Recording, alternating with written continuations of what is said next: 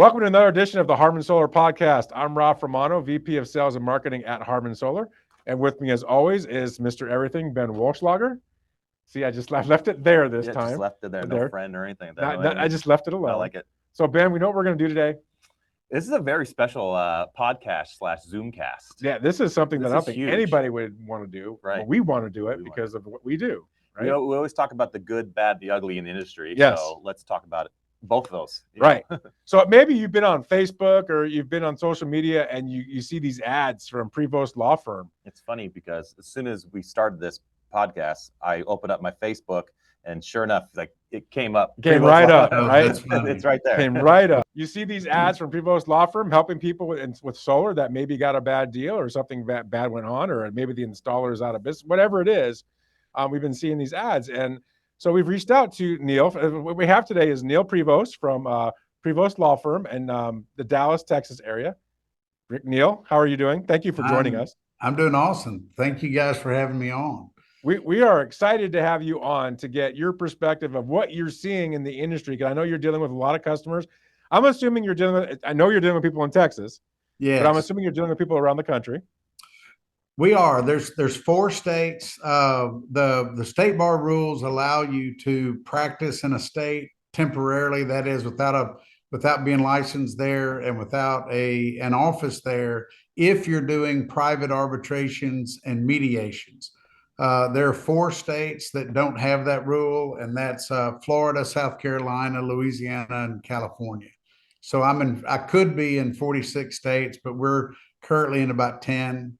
Mostly throughout the South and the Sun Belt, Arizona, Nevada, New Mexico, Colorado, Texas, Oklahoma, Georgia, North Carolina, and then a smattering of Maryland, Pennsylvania, and a few others. But yeah, wow. we're able to do it pretty much nationwide. I would say what you're focused on is you're probably talking solar contract disputes, things like that, right? Most of our focus is on when the seller has gone out of business and has left the customer holding the bag on a 10 to out in y'all's area, the big one's Titan, who gave a 25-year installation warranty.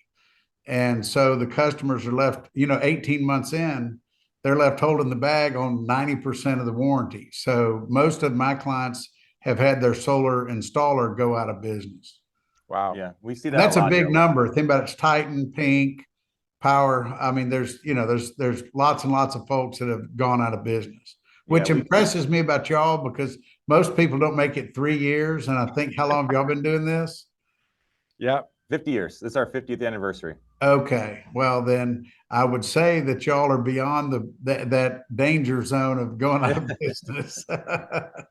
Well, what we do different is we're more diversified, right? So residential solar is a part of our business. It's not our whole business, right? We do commercial solar, we do commercial electrical, we have a service industry. I got you. Yeah, so it's helped, and that's why we've been around for so long. But it's a good point. One of our taglines is we've been around longer than our warranties. I mean, and no one else can say that. Absolutely. That's a huge selling point when consumers, especially the old, the disabled, the people on fixed incomes, they're buying solar in order to fix their expenses over time. Mm-hmm. And even if they just get into it at a break-even circumstance, it's okay then, because as the price of electricity goes up over time, they save more and more money, and they've fixed their expenses. Yeah. The difficulty comes when their seller goes out of business, and all of a sudden they're responsible for replacing 3 panels or 10 panels or 3, or a new inverter or a new micro inverter or whatever goes out. They then bear that expense and they can't afford it. So it's especially, these warranties are especially important to the people who are on fixed incomes. Yeah, we get a lot of those calls because in our industry, like as you mentioned, a lot of companies have gone out of business. So they go on Google and they type in, solar companies in Arizona, and obviously we pop up, and that's their complaints. They say, hey, my company went out of business. I don't know about my warranties. Something's not working. My bills are high. Can you guys help? So obviously we field those calls, but we have to have that heart to heart with them and say, like, we can take care of like the manufacturer warranties on the equipment, but as far as your workmanship warranty from your installer, yeah, I'm sorry, but they're out of luck. Yeah. Well, and see, now that is where I would come in, because the holder rule, which is what I sue under, I generally sue only the lenders. And there's a rule, there's a little piece of, words. So there's a paragraph in each one of these contracts that says that the lender can be sued for the sins of the seller, if you will. And you can hold them accountable for that. Now, you don't get cold hard cash, you get a credit against the balance of the loan. But like let's say I had one, they wanted $3,000 to replace 3 panels, which may or not be an outrageous amount. I don't know for sure. That might be perfectly high. It's very fine. high. That seems high. It's very high. Okay, well, that was what the quote was. And I said, well, look, all we can do is, if you pay the money, I can then petition to have, you get credit for that on the loan. And that was about as good as we could do. But yeah, it leaves them really high and dry. Yeah, I'm sure you have lots of horror stories in this industry. Well, the good ones don't call me. I only hear the bad ones, right? Right. If they love it, my phone doesn't ring. Right. Your best case scenario is, I don't ever want to hear from you again. Yes, exactly. So would you say that most of the people that are reaching out to you, it's because of the example, like you said, Titan out of business, things like that? That's your number one? Most of it. I mean, and look, the salespeople promise the improbable, and then the consumers left to try to figure it out whether or not they're telling the truth. And so, someone knocks on your door, they come to the door and say, hey, how would you like to never pay another electricity bill? And of course, that sounds great. So then the whole deal starts, and 3 or 4 hours later, they've signed a contract for $40,000 or $50,000 to install solar on their house. And I think I hear from a lot of people when they realize that the UCC lien has to be paid when they sell their house. That's a big deal that a lot of people don't understand. Yeah. I want to touch a little bit on, so you have a shady salesperson who comes and says, hey, you'll never pay a bill. What can the homeowner do, legally? Because I know, like, in the contract that they signed, it doesn't say anything about savings or what their future bills are going to be like. But if the salesperson said it turns into a he said, she said thing. Yeah. Homeowner have any ground to stand on when a salesperson says, you'll never pay a bill, just sign here on the dotted line? Well, every state, including Arizona, has a deceptive trade practice statute. And what those statutes do is, if you go by the strict words of the contract says what it says. We're not making you any promises. We're not giving any advice or anything like that. However, the statute makes it a violation of the statute if you misrepresent to the consumer the benefits or provisions of a contract. So it's a standalone lawsuit about what you said that doesn't have anything to do with the contract. So every state, it's called the Deceptive Trade Practices Act. I think it's the Arizona Unfair Consumer UCP. I think that I'll look it up, but Arizona has its own version of the act, and it makes it actionable. And what I mean by that is you can sue if they lied to you about the effects of a contract and what you're signing. So yes, they've got, and it's pretty robust in most states, including Arizona. And let me see what the statute of limitations is. I think every sales rep needs to hear that. What you say can be held to court, Absolutely. can be used against you in a court of law. Yeah. Yeah. It's the Arizona Consumer Fraud Act, ACFA.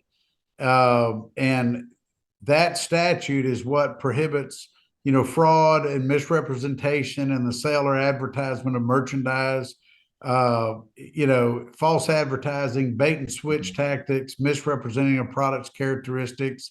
All of that kind of stuff is, it's a pretty broad stat, even like altering the mileage on a vehicle's odometer is Sure, considered an unfair act.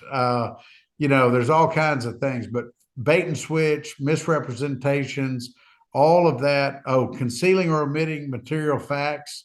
That's failing to disclose information about the product or service or about the financing thereof, or providing false assurances about how it's going to work. The company went out of business. They come to us and they say, "Hey, my salesperson said I would never have a bill, and now I have bills. I think something's wrong with my system."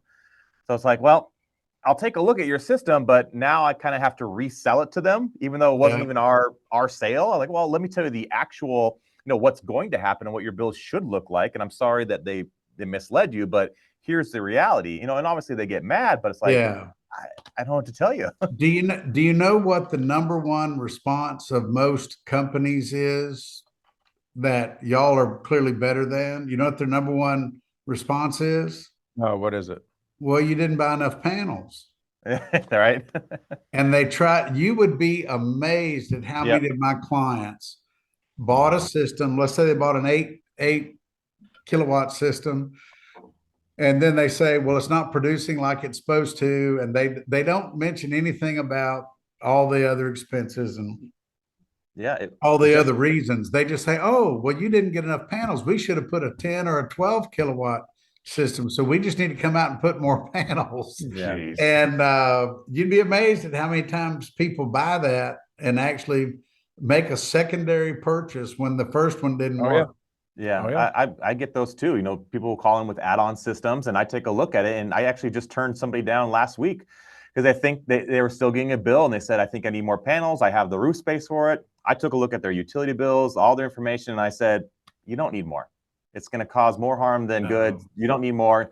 Okay, what about a battery? You don't need a battery either. What you're doing is fine. Well, I've got quotes from these 2 other companies saying that I need more. Like, how much do I get paid when I tell you no? Exactly. That's right. Well, I'll tell you something. I'll share with you something I always tell clients when I'm trying to give them advice, and it's like not to file a suit or not to do this or not to do that. Anytime a lawyer gives you advice that is taking money out of his pocket, you should listen. Yep. And the same is true with you. If you've got a solar installation company who is telling you don't do it, exactly, you need to listen because they're clearly giving you advice that is in your best interest. I mean, if you're sitting there saying, "Oh, you're right, you got space. Let's do another 10 panels over here."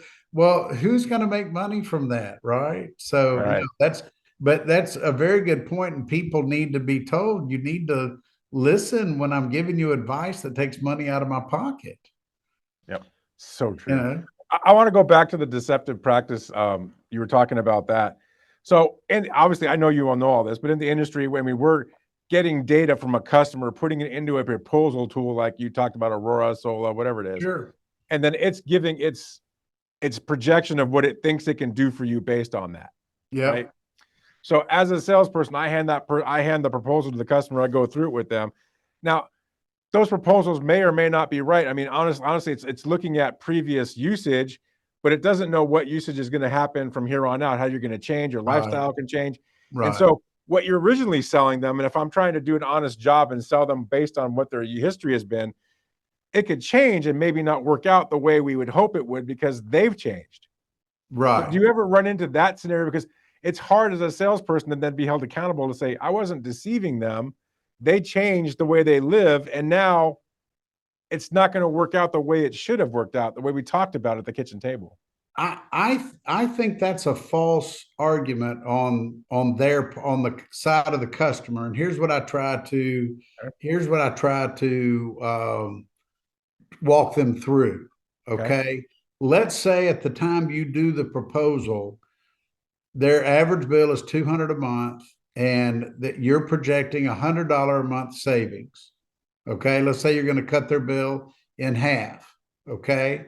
Well, then they add a new bedroom and a pool and a hot tub, right? All electric, no gas. We're gonna go all electric, and their bill goes up to $300 a month. But the reality is, if they still save the 100, The question is, did they save the 100 a month you told them they would save?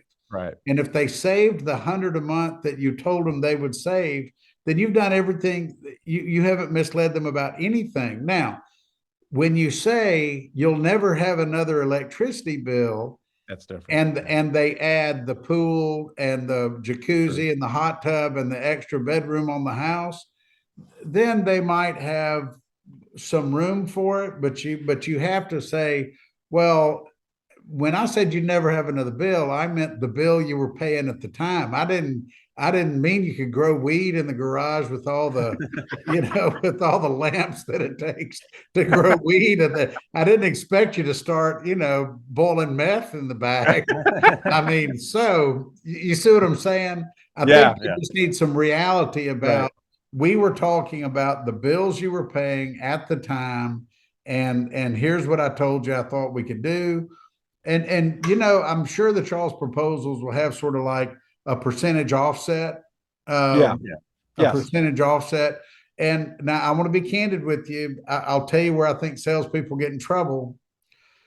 On Solo and Aurora and some of the other tools, I think they put too big a number in the projected savings, because there's an internal number that you can put into your proposal tool about how much the annual increase is going to be in your electricity cost.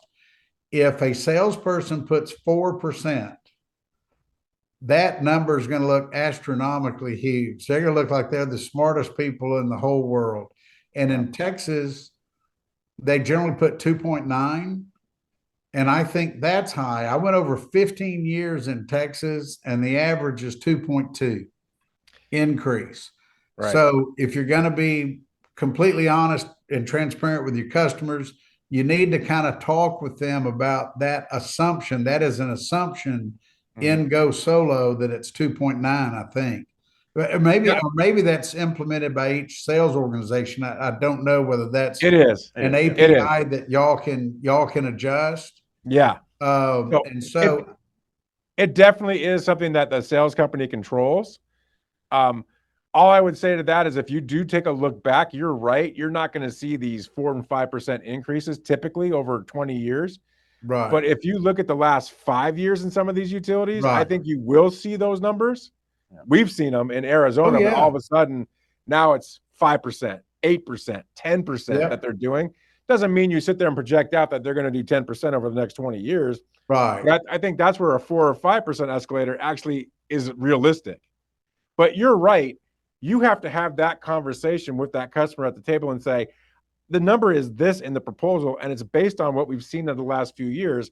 But if you were to go back 20 years, you're not going to see that number, because they didn't move with utilities up high at all in the last 15, 18 years. Well, and we don't know, and in all fairness, we don't know what the impact is going to be. And I don't know whether y'all have been looking at all this stuff about AI and the amount of electricity burned by AI. And Bill Gates is building a nuclear plant. Did you know that? No. Bill Gates up in like Minnesota or Wyoming or someplace. Bill Gates is putting his own private nuclear reactor to build an AI farm. Wow. So even if we are the most oil-rich country in the world, which I think we are, there is a possibility that we can't make enough. If we really want to be the leaders in AI, if y'all look at what they're building and the demands that's going to take, it may negate all the savings that we get by lowering oil to $60 a barrel. The other thing that I would say as an installer, the one thing that I know that I can control is how the system produces. Right. That's our big focus as an installer, is we want to make sure that what we install on your roof produces as we said it would, because that's really our responsibility. And that's all you can do. Yeah. Now, if somebody has a tree that grows or different things that happen, I don't control that. Right. And I would argue that with any customer. I'd go to court and argue that. But other than that, as long as that system is doing what it was designed to do, I feel that we've done our job. I've looked at, and now let me tell you where there's a disconnect between that. if it produces 100% of what the clients use in a month, you gotta prepare them for, it's unfair for them to then believe that they're gonna pay zero. Right. Because as long as and I'll tell you, I've left body parts with Good Leap over this issue. Okay. The issue is it's producing everything we said it would produce. While that might be true, the salesperson also promised that it produced everything it would produce. Their electricity bill would be $20 a month, and it's still 70. So as long as you can accurately describe to the client what that amount of production is going to turn into in savings, and I think a professional salesperson knows who their provider is, knows what those rates of reimbursement are, and they're honest about them, and they build a system that's the right size and the right sort of the sweet spot for that client to get the maximum benefit for the dollar spent. And, I just try to get people where they're breaking even. Right. If they're breaking even now, then over 20 years, they're more than likely to save a bunch of money. Yeah, what I tell salespeople and customers that 100% offset doesn't mean 100% offset of your bill. Correct. It's 100% energy offset of your historical usage. So, right. I've even seen a 200% offset and people still have a utility bill. Small one. It'd be small. Right, small one, but yeah, it's still there. But they'd still have one, yeah. Yeah, because it's not an offset of your bill, it's an offset of your energy usage. But so here's what I want to let you know. Y'all are already, in my book, far more honest than most of the salespeople that I see. Because they've never mentioned any of that. And we have sort of minimum fees in Texas. They're about a third of the bill. Right. And you can only reduce a bill in Texas by 2/3. So if someone's paying $300 a month on average, it's the lowest it could be if you were producing 100%, and the buyback is the highest rate you could get. The most you could save would be $200 a month on your bill in Texas. And so it's very important that customers understand what they're getting into. And I think a lot of them would be okay if they can break even or make a little now, if they've got a good warranty. What is y'all's installation warranty? So we do we're actually good warranties. We have a 25-year workmanship warranty because we feel like we'll be around. We're not going anywhere. Right. We give a roof penetration warranty. So 3 inches around the penetration, we actually give a 30-year warranty. Okay. And then we Are y'all using Solar Insure? Or y'all doing that yourself? No. We do it all in-house. Do all in-house. Well, that's fantastic. That's because we read what Solar Insure offers, and we feel it's kind of deceptive a little bit. It is. It's based on really their manufacturer warranties that they already have. They don't really need Solar Insure. Right. So we got away from that, and we said, we trust our process. We trust what we're doing. We're going to warranty our work. We feel will last. And if we go out there to install it and we do the inspection and we feel that it can't meet that, and Phoenix, right? So our roofs are different here. We have a lot of concrete tile, underlayment, things like that. But we know if it's good underlayment that we can put that penetration on there and it'll last. And if it doesn't, we'll take care of it. That's our warranty. So. Yeah. That's basically what we offer. So I would tell anybody listening that is so far superior to anything these fly-by-night companies. If you're buying from somebody who hadn't been in business 5 to 10 years, you are really risking a lot. And we say that all the time. Yeah. It's just true. Look, I've been in business 30 years. For the first 5, I was afraid every pay period that I wasn't going to make payroll. Right. And at some point, as a business person, you get past all that and you got yourself a good little business, and you're going to make payroll and all that, and 480 payrolls later, I seem to have, I've seemed to have been able to cover my nut, right? But y'all are the same way. 50 years, that's a great achievement. And I would, if I were y'all, I would just really use that as a sales point, because ask anyone with a Titan Energy Titan solar power warranty, what that's worth to them now.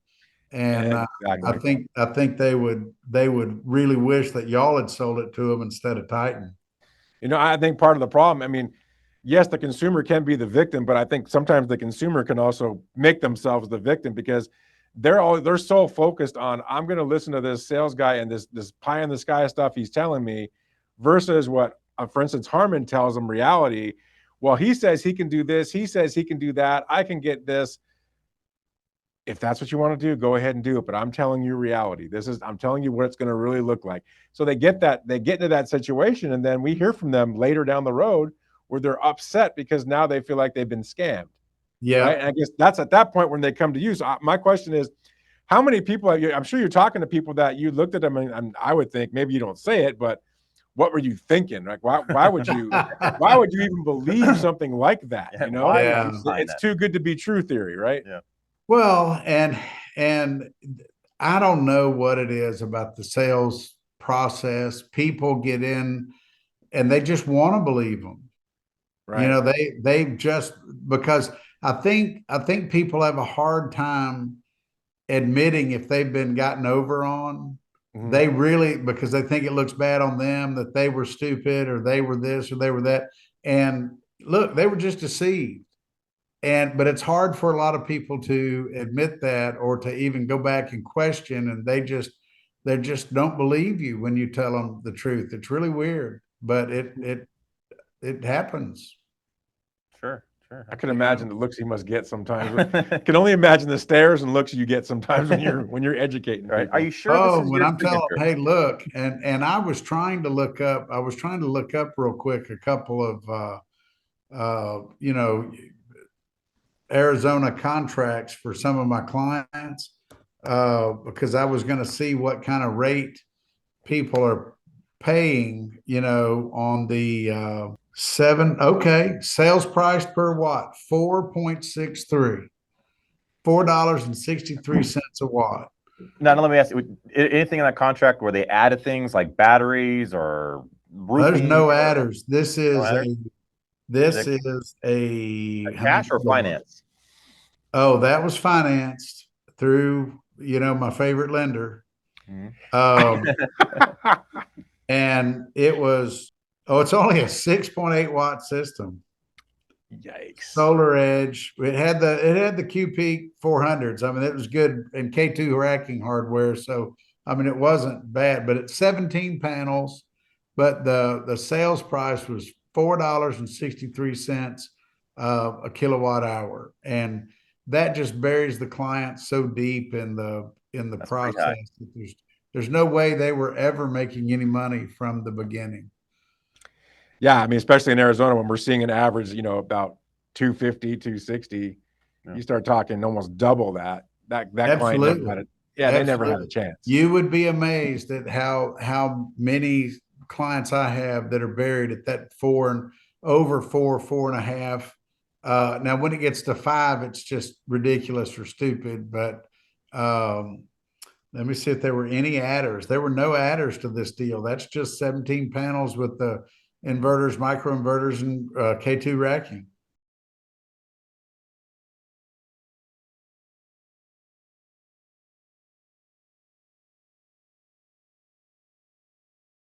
Fort Mojave, Arizona.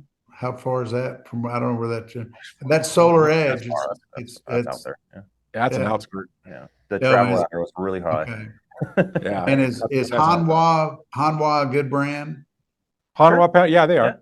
Yeah, they're good panels, but still, you're paying an absolute premium for that. Yeah, I mean the equipment sounds good, just the price doesn't. Yeah. Yeah, no, the price doesn't at all. What is your process? So you have a homeowner who feels like they've gotten taken advantage. They have the contract. Installer may or may not be in business anymore. They just say, "Hey, I think I've gotten taken advantage. Do I have a case?" What is your process to kind of vet these? Well, we obviously through either social media or whatever they find us, they get to our website, solarpanelrelief.com, and we just schedule an intake interview with them. And I've got a staff of 38, I mean, it's a pretty big Yeah. operation, and we have highly trained people to screen, talk to, answer their questions, and try to figure out whether or not we think they've got a case. And we ask a lot of questions. We want to know, how did it happen? How did the sales process happen? Did you sign on your computer or the tablet of the salesperson? How did that? Were you given an effective opportunity to even read the contract before you signed it? Were you told of a cash price? Were you told that uh, uh, you might be paying a substantial fee to the lender just to make the loan? Uh, those are the questions. And then, what were you promised? What savings were you promised? And then, what in reality, though, what did you get? And so these are just sort of qualifying questions we ask to figure out whether or not we think we can help them.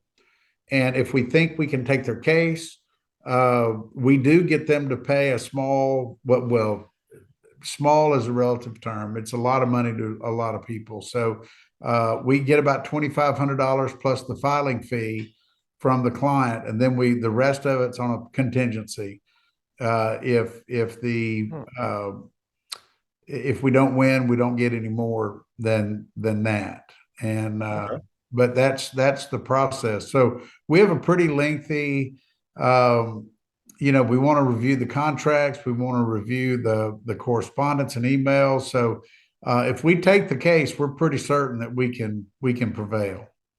And how often do you find, after you've done all that, vetting for the homeowner, that the solar company did everything ethically, and that you basically have to turn them away? Almost never. Never. almost never said Your no reaction one. is priceless. That's what my initial thought was. I'm said willing to no bet one it ever. never happens. Yeah.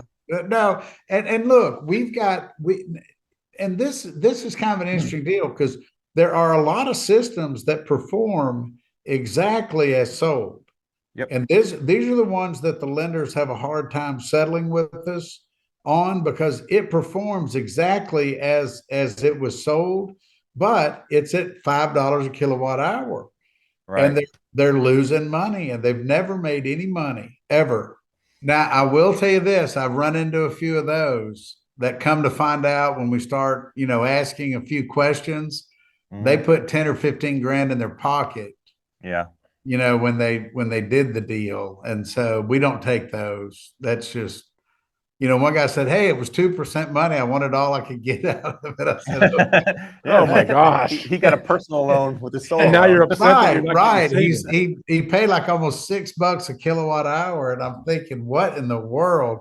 Then come to find out, they'd under the table paid him like half the commission or something on the deal. I don't know. It was He crazy. refinanced his house with that. Going down Yeah. that road real quick. So, I mean, obviously, I've seen that scenario, but how about the scenario where somebody is also within the loan, they're financing windows, they're financing an HVAC system?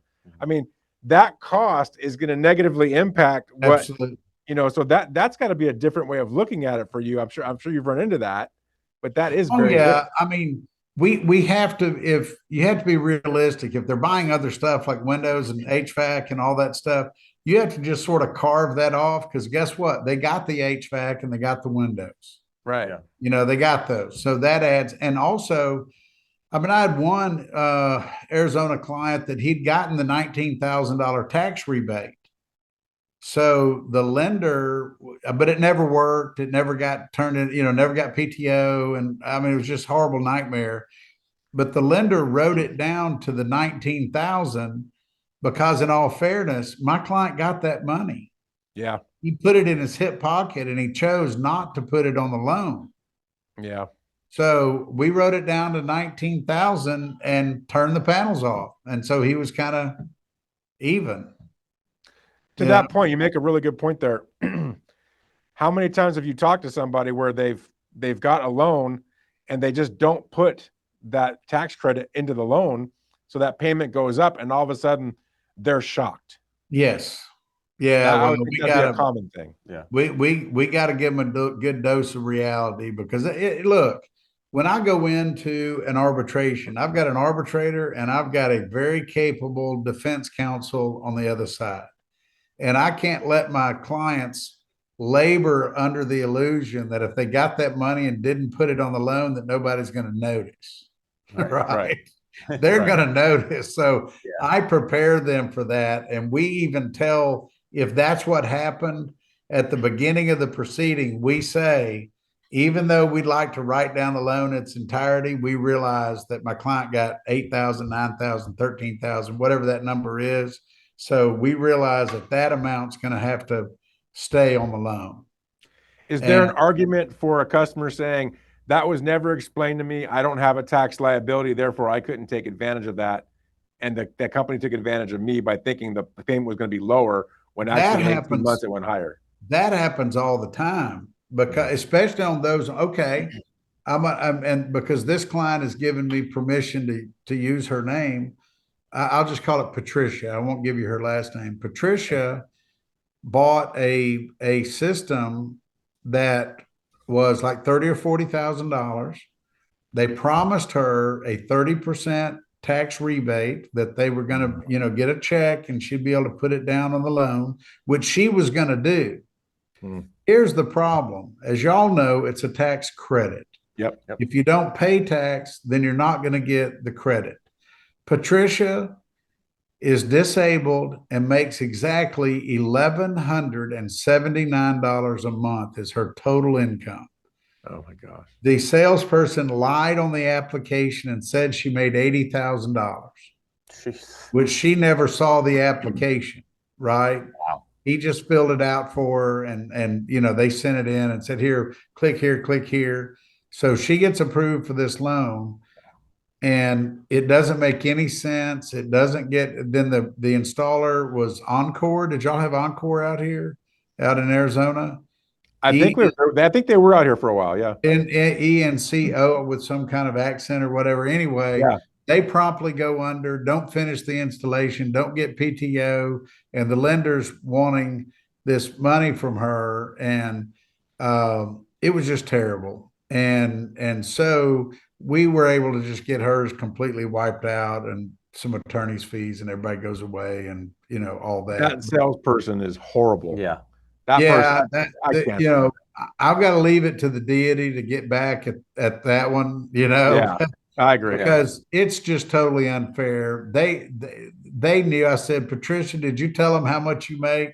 She said, absolutely. I told them $1,179 a month.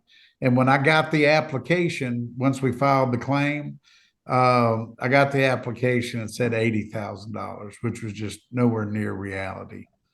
Wow. So she was never getting that tax money. It's unfortunate that you hear those stories, because, it's a bad name for legitimate companies as well. And I can't help but tell people, like, no, that was their situation with their company, their salespeople. Right. That's not the whole industry. That's just one bad apple, Right.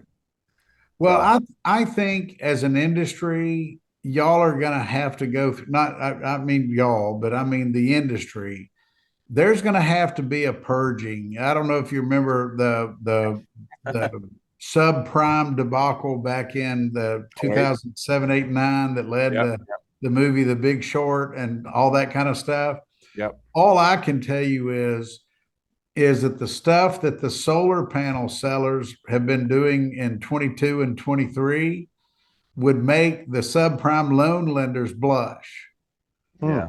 Because it was so shameful of what they were actually doing, what they were promising, and the way they were lying to people. And so I feel like my job is to take what happened in 21, 22, 23 and just sort of flush that out of the system. And then on the other side is going to have to emerge a more honest, more transparent group of vendors that are going to deal more correctly with the consumer. And I applaud y'all and would say, y'all been there 50 years. You're not going anywhere. You're not going to ruin your reputation over a quick buck. Right. Y'all are going to try to do it right. And that's what I would really recommend for consumers, that they try to find in their area or their service area is someone of a long-term investment in the community that's going to be there for them.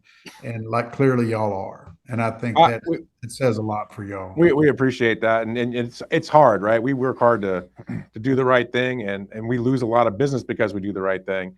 Yep. But you're right. This is a tough business because there's so much bad out there that's taking advantage of people, because this is a quick buck business, right? People can make a lot of money Yep. that have never made that kind of money before selling solar, and they do it the wrong way. And we fight it every day. It's why we started this podcast. Having you on here and just talking about some of the horror stories, it's important. It validates everything we've been saying for the last 2 years and everything we tell every customer we have. I mean, solar can be so good for people. It can save you a lot of money. It's one of our taglines. It's not for everybody, but you should always take a look.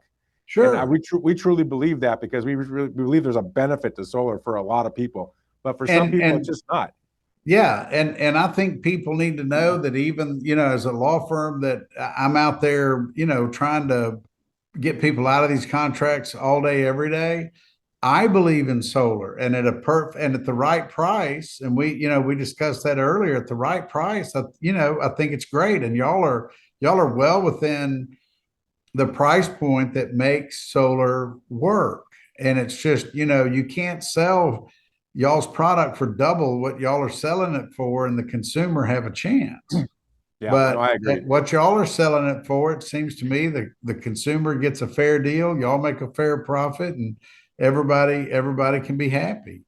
That's America. I always tell people we have too much to lose. We have to be ethical. We have over 100 employees. We're a family-owned company. We're a name that's been around in Arizona for forever. We have to be ethical. And you get these companies. We got too much to lose. Yeah. If you're Joe Schmo Solar and it's two guys in a truck, right, and throwing some stuff up there, and they're not even licensed, and I take it y'all have to get permits. Yes. Yeah. Y'all would be amazed at how many systems were thrown up on roofs and they did not even get a permit. And because the market is deregulated here, they could actually get PTO. Wow. Because the electricity provider did not make them show. They just came out and did their own, the little inspection they do for PTO. Yeah. They came out and did that inspection and didn't even ask for the green cards. So people have functioning systems with PTO on their roof and no permit. And but you do have some areas that don't require permits, though, right? I mean, I think you're extraterritorial. You're out in the county, out in the country. Y'all probably do too. But right. In general, you need to get a permit, and it needs to be a licensed electrician, right? Yeah. Yeah, well, you'd be amazed at how much of it's just put up out here by people who think, oh, this is easy. And it's really a mess sometimes. I tell people we're not perfect. We're going to make mistakes. And Ralph and I know we do make mistakes. Sure. The difference between us and other companies is we're not going to point the finger at somebody else and say, no, it was your fault. We'll own up to it. We'll say, yeah, we made a mistake, but we're going to fix it. We're going to take care of it. Fix it. Yeah. Yeah. I can tell you situations where we had some dealers that were selling for us, and maybe somebody wasn't as ethical as they should have been at the kitchen table. And obviously I'm not at the table, so we can't control that, but we try to vet them the best we can to make sure we have ethical companies working with us. Right. I think we do a good job of that, but sometimes when one gets by, you got to do the right thing. If you're not doing the right thing, I don't know how you sleep at night. Yeah. I couldn't do it. So what else you got? Well, let's take a look. See here. We found a lot. Yeah. We told you we hit on everything without even trying. Well, we've been around the bush a bunch. We've talked about this a lot with picking, solar companies to go with, installers to go with. What are red flags to look out for? But I don't want people just take our words for it, because we are a solar company. In your opinion, what are some red flags that homeowners should look out for? Oh, I think it's the urgency, the false urgency. They come in and say, oh, you got to do this today. Rates are going up. The special is going to expire. I would just advise anybody, don't do anything on the first time they come to your house. You need to price comparison. You need to shop. You need to maybe get a second opinion. You need to ask about the financing and find out what if you can get it financed yourself or you can pay cash, what would the price be? I look at longevity. I do. I would really look at how long they've been in business. Like y'all have been around 50 years. How long y'all been doing solar? Since 2008. Okay. Yeah, Well, we that's were one of the 17 years in solar. yeah, there was three or four companies that started solar in Arizona, and we were one of them. Right. Okay. Well, that's and so I would look at those things, and I think y'all check all the boxes. But that's what I would say, because there's actually a chance that y'all will actually be there for the full 25 years of your warranty. Whereas, I wouldn't do business with anybody who hasn't been in business at least as long as their warranty. Wow. If you got a 25-year warranty, I'd like to know that the company's been in business 25 years, right? Yeah. And now look, I know my sons are in the installation end. That's how I got involved in all this. Oh, okay. And they give a 10-year workmanship warranty, and they've been in business 5. But I know that they're going to deliver on their promise. Okay. Those are good. Those are good points. Yeah. Those are a lot of things we talked about. I mean, so yeah, you're just aligning with everything we've been saying for a couple of years, but it's nice to hear it from somebody that's dealing with people that didn't think about these things and what happens. And y'all would never do this, but there's just such opportunity for fraud in this business. Like I told you, the one that I told you about was the Hanwha 400s. I've seen people buy 400s, and they what shows up out on the roof is 278s. Whoa. And because Wow. the customer, how does the customer ever know what you've actually put on their roof? Yeah, you wouldn't. That's true. Yeah. There's a huge price differential, and there's a huge production differential. Yeah. Between those. So if you're not dealing with an honest operator, there's about 1,000,000 ways they can hit you for an unfair situation. Yeah, So that's definitely shady because even the electrical drawings show what module you're using, has the cut sheets on it and everything. So if you go install something else, and it's not like the inspector is going to go on the roof and start looking at the panels. Yeah, Wow. whoever compares the invoice to what's on the roof. Right. That's but I haven't heard that one. Wow. Oh yeah, we've had them show up and they said, "What are the ones that are made in America?" There's somebody that they're American made. I think they're made in San Antonio, Texas. Q-Cell, there's Mission, there's Q-Cell. Okay, either one of those. They put in the contract, we're going to be, Texas, we're going to be US, it's going to be Mission or whatever, and it just shows a completely, Korean or Chinese brand of it, but the customer has no way of really knowing. That's that. So there's a lot of bait and switch that goes on that I've seen. And that's just flat out fraud and misrepresentation and all that. Those are easy to win. Yeah. You got a contract that says it's going to be Mission 400s and it's Hanwha 278s. Yeah, I mean that's an easy one, I would assume. Those are easy. Those are easy. But look, guys, it sounds like to me y'all are doing all the right things. Yeah. That's a good segue to a question I did want to ask. What's your biggest horror story where you looked at a case and you're like, this just, eats me up inside? Well, I told you about Patricia. Okay. Yeah, here's the worst one ever though. Let's just call him Billy. Okay. Billy lived in Longview, Texas. Billy had a 14 by 40 foot single wide trailer home that he lived in for 15 years. Billy was 73 years old, $2,100 a month of Social Security income, hadn't paid taxes in, a good 18 years or something like that. They came out and put 31 panels on a 14 by 40 foot single wide trailer for $73,000. Okay. Wow. Billy gets in trouble trying to make the payments on everything because they don't produce anywhere near what they're supposed to. And he gets behind and he loses the land and the trailer home to foreclosure. Oh, wow. So they have now hauled off his trailer Oh, with his 31 solar panels on top of it, and he lost the land and the trailer and the panels all to the bank that repossessed the trailer. And so I put Billy in a bankruptcy and just got rid of all of it. But that's the worst one. And they promised him that $21,000 rebate check, which never came. Yeah. And you know, the house, the trailer home was probably only worth 30 grand, Yeah. 40 grand maybe, and they put $73,000 worth of panels on a mobile home. That's the wow. worst. I actually think that was elder abuse, and I'm actually going to talk to the district attorney in that county about his case. It was awful. Oh, gosh, that leaves me speechless. Oh my gosh. When you asked me what was the worst one, I know. You hit it, man. That's a home run. And I'm sure that salesperson is, you know, sipping margaritas on a beach in Cancun. Oh, I'm sure. And look, man, I call them the solar bros that are the guys that go around selling these and doing all their blitzes and driving their Maybachs and their Bentleys.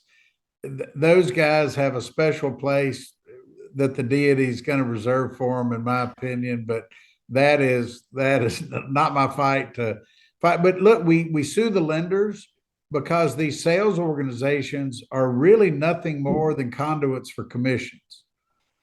You know, y'all are different. Y'all have a real business. Y'all have, like you say, 100 employees and a real electrical contracting business. If you look at most of these solar sales organizations, they've got an executive suite. Everybody's remote. There's nobody that really works there. There's no real assets. There's no physical location. They're subbing all the work to you know, other people. They're just a sales organization. Right. And so you asked me earlier what I would tell people: look for a company that's a real company. Yeah. You know, Solar Sales Bros Inc. is not a real company. Mm-hmm. It's just they're getting, and every month they get their commissions in, and they spend 110% of what those commissions are. Yeah. You know, I remember I had someone reach out that wanted to work here to be a salesperson. I don't know if I ever told you this, but I had to turn her down. I was like, no, it's not gonna be a fit, because the way that she came across, she's like, I drive a Maserati. I have 2 other cars, and I have my home and 2 vacation homes in California. I'm gonna be your best salesperson. I need the lowest red line. I was like, I don't want to even talk to you anymore. You know, nope. You're not going to be a good fit for this company. No, that's great. You might be the best solar salesperson in the world, but not with us. Go somewhere else. And you know what's so sad? There's 15 people willing to hire. Right. You know, there's people lined up to hire that person, and she doesn't drive a Maserati by being honest. Right. And look, I'm a free enterprise capitalist, right? I don't think wealth is a sign of bad character, but in that case, if they're selling solar and driving a Maserati with 2 lake homes and all that stuff, that's because they're just knocking people's heads off. Yeah. And you could do well in this industry if you're ethical, if you're honest. Absolutely. You could do it, but there are a lot of people that do well in this industry ethically. Yeah. It's the tortoise versus the hare, right? I mean, the tortoise is slow and sure, but they finish the race and they do it with integrity. And you know, at the end of the day, y'all will make more money than they do. They make a whole lot in a short time, and then they go to prison, or they you know, they wind up bankrupt, or they wind up in, you know, a bad spot because they got greedy. And if y'all do it the right way, you can still do great. There's nothing wrong with that. I don't mind fair price for fair profit, right? Right. No, I agree. I think we're on the same page. Yeah. 100%.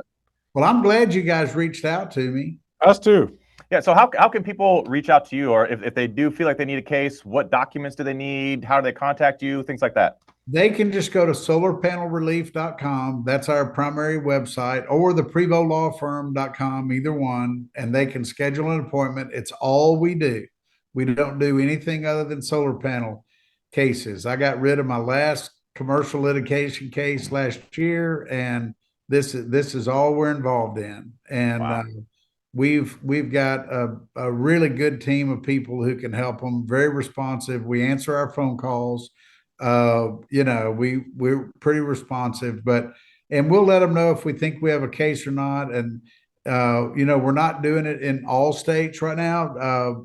Where all is y'all's podcast going to be mostly Arizona, or where? No, it goes everywhere. Yeah. Goes everywhere. Okay. Well, yeah. Harmon Solar is Arizona based, but the podcast is national. Perfect. Okay. Well, we'll look at anything, and look, even if we can't help them, we can at least give them some advice about where they can go and what they can do.